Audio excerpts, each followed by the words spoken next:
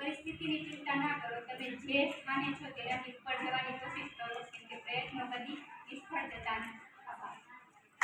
Thank you ભારતીબેન. હવે આપણે થોડોક બીજો આગળ વધારીએ.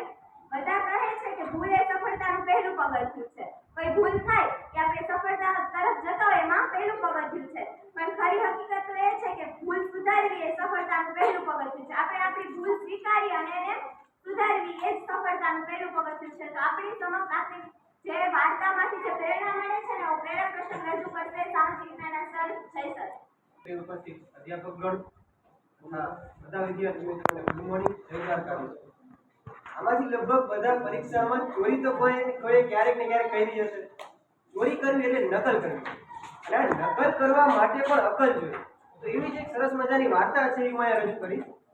તો એક જંગલ હતું, અને આ જંગલમાં એક શિયાળો એ પણ કઈ રીતે ખાવી? જો ડાયરેક્ટ જાય ગાડામાં તો માછીમાર લમધાડી નાખી શિયાળને, એની આગળ મરી જવાની એક્ટિંગ કરે છે. ગાડું જ્યાંથી વટાવવાનું છે એની આગળ જઈને પડી જાય. હવે ગાડાવાળું જ્યારે ત્યાંથી વટાવી સામે જોઈ છે શિયાળ મરેલું પડ્યું છે, એટલે એ શું કરે? ગાડું બ્રેક કરે, નીચે ઉતરે અને હવે પાછું હાઈ લાલચ્યું. એટલે એ ગાડાવાળો જે છે માછીમાર, એ વિચારે કે જો આ શિયાળની ચામડી જે છે એ ખાલ છે વેચી નાખું તો પૈસા મળે. એટલે શિયાળને ઉપાડી અને ગાડાની પાછળ જે માછલીનો ઢગલો પડ્યો તો ત્યાં મૂકી દે. શિયાળને જોતું તો એ મળી ગયું. એ તો પાછળ બેઠો બેઠો ગાડું આગળ આવેલું જાય, પોતે પાછળ બેઠો બેઠો પેટ ભરીને માછલી ખાલી. મોકો મળ્યો એટલે ગાડું મૂકીને ત્યાંથી ચાલી ગયો. હવે આ શિયાળનું પેટ ભરાઈ ગયું. શિયાળ જે છે હાઈલો જઈને ગીત ગાતો જાય જંગલમાં, હાઈલો જાય અને ગીત ગાતો જાય. બીજું શિયાળ જે છે એ એને ભેગું થાય. બીજું શિયાળ રંગે કાળું હતું અને નામ પણ એનું કાળું હતું.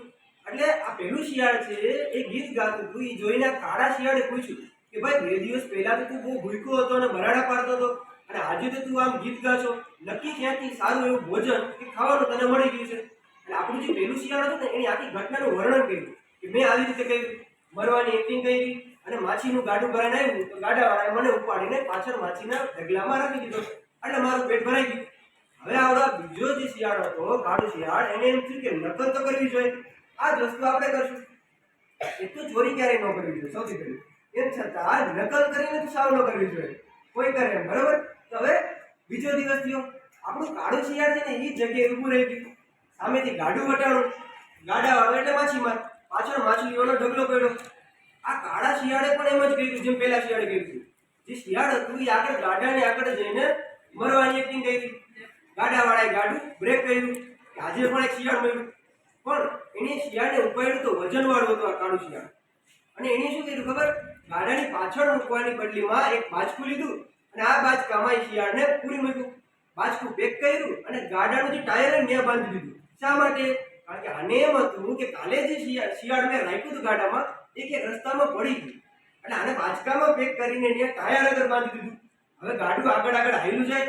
એક તો ગાડાનો અવાજ એટલો બધો આવે અને પાછળ શિયાળ રાડું પાડે, બહાર નીકળવા માટે રાડું પાડે, પણ ગાડાના અવાજના કારણે માછીમારને કઈ સંભળાતું નહોતું. હવે ગાડું પાણીમાંથી જાય તો પેલો શિયાળ પાણીમાં ભીનો થતો જાય.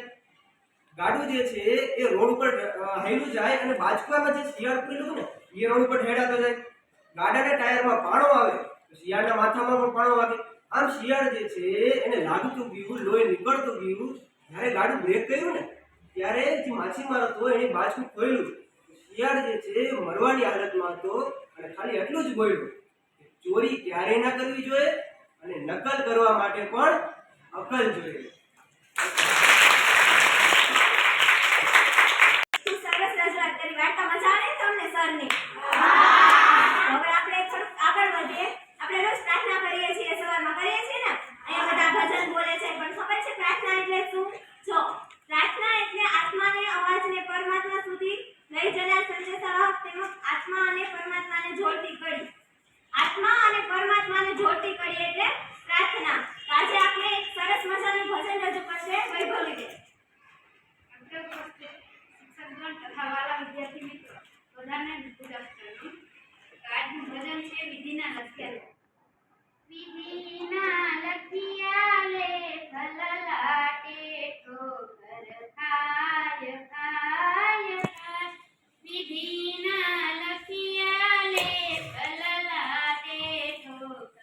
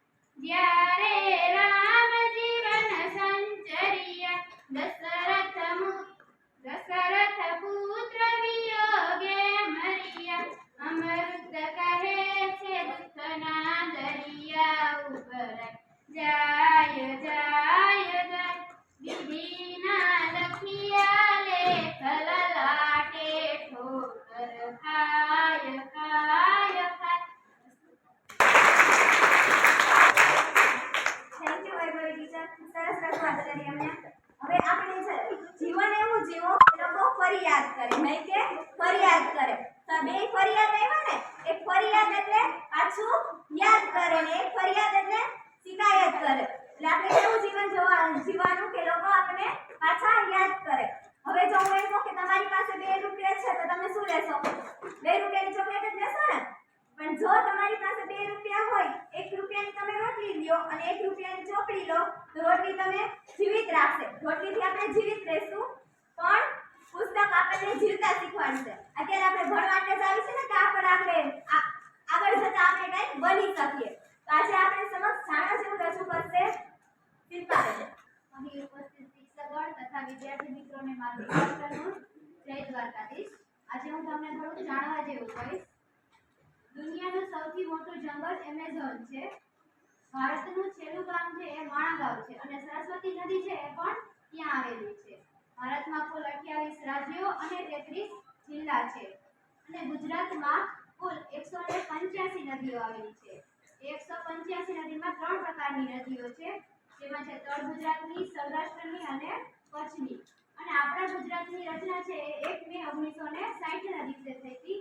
અને પહેલા આપણે જામનગર એને અલગ કરીને દેવભૂમિ દ્વારકા જિલ્લો છે એ પણ 2013માં તેની રચના કરવામાં આવી હતી. 15 ઓગસ્ટ 2013. આભાર.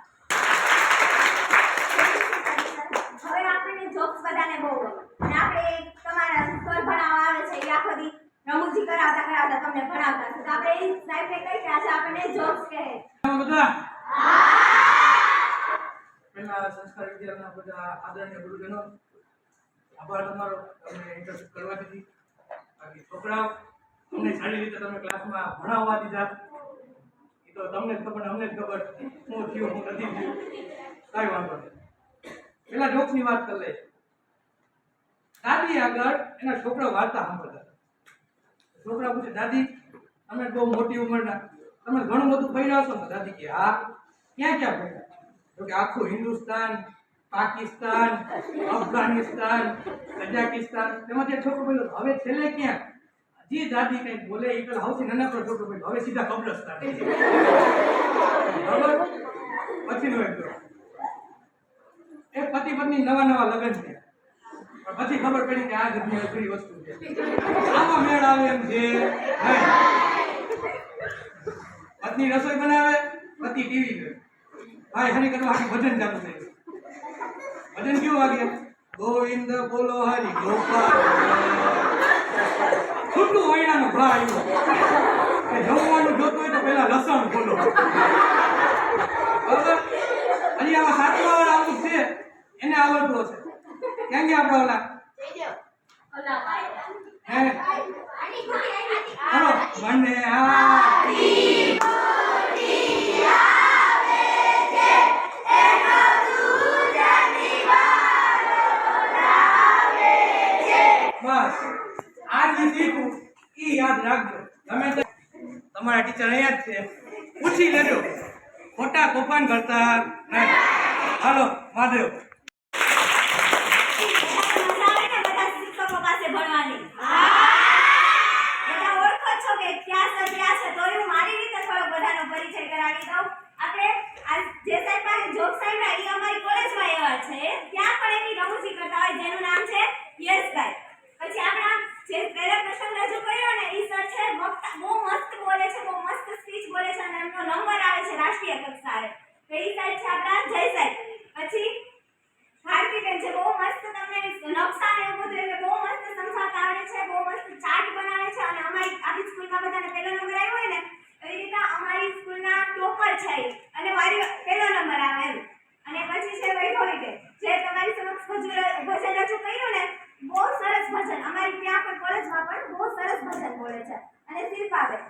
બહુ મસ્ત હિન્દી ભણાવે છે. તે અમારા હિન્દીમાં એક જ છે અને બહુ બેસ્ટ હિન્દી લે છે.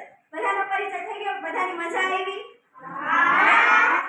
જો હવે તમારા શિક્ષકો બહુ અમને બધાએ સપોર્ટ કર્યો છે. અમે અત્યારે અહીંયા ઇન્ટર્નશિપમાં હતા 8 દિવસ માટે. તમારા શિક્ષકે બહુ એટલે બહુ સારી રીતે બધું સમજાવ્યું છે અને તે અમારા પણ ગુરુ કહેવાય. તો એમના માટે એક થોડીક નાની રચના કવિતા છે. सच्ची मानवता की भावना हमारे जीवन में शिक्षक ही भरते हैं. हर परिस्थिति में खुश रहना हमें शिक्षक ही सिखाते हैं.